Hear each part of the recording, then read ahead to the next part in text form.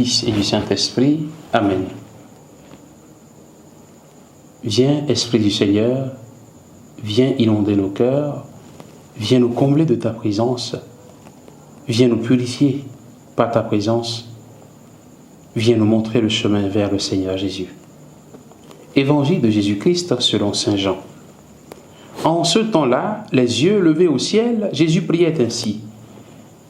Père saint, garde mes disciples unis dans ton nom, le nom que tu m'as donné pour qu'ils soient un, comme nous-mêmes. Quand j'étais avec eux, je les gardais unis dans ton nom, le nom que tu m'as donné. J'ai veillé sur eux et aucun ne s'est perdu, sauf celui qui s'en va à sa perte, de sorte que l'écriture soit accomplie. Et maintenant que je viens à toi, je parle ainsi dans le monde, pour qu'ils aient en eux ma joie et qu'ils en soient comblés. Moi, je leur ai donné ta parole, et le monde les a pris en haine, parce qu'ils n'appartiennent pas au monde, de même que moi, je n'appartiens pas au monde. Je ne prie pas pour que tu les retires du monde, mais pour que tu les gardes du mauvais. Ils n'appartiennent pas au monde, de même que moi, je n'appartiens pas au monde. Sanctifie-les dans la vérité, ta parole est vérité. De même que tu m'as envoyé dans le monde, moi aussi je les ai envoyés dans le monde.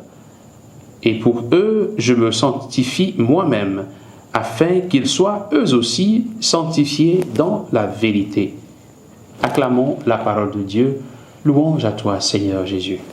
Bien-aimés de Dieu, frères et sœurs en Christ, nous sommes aujourd'hui le mercredi 20 mai. Nous continuons de recevoir la grande prière de Jésus comme message pour notre vie et notre foi. En ce jour, le Seigneur prie pour ses disciples. Il prie que ses disciples soient unis. Jésus prie pour notre unité. Puisqu'il est uni au Père, et le Père est uni à lui, il voudrait également que ceux qui lui appartiennent soient eux aussi unis entre eux. Mais cette unité reste encore à construire aujourd'hui.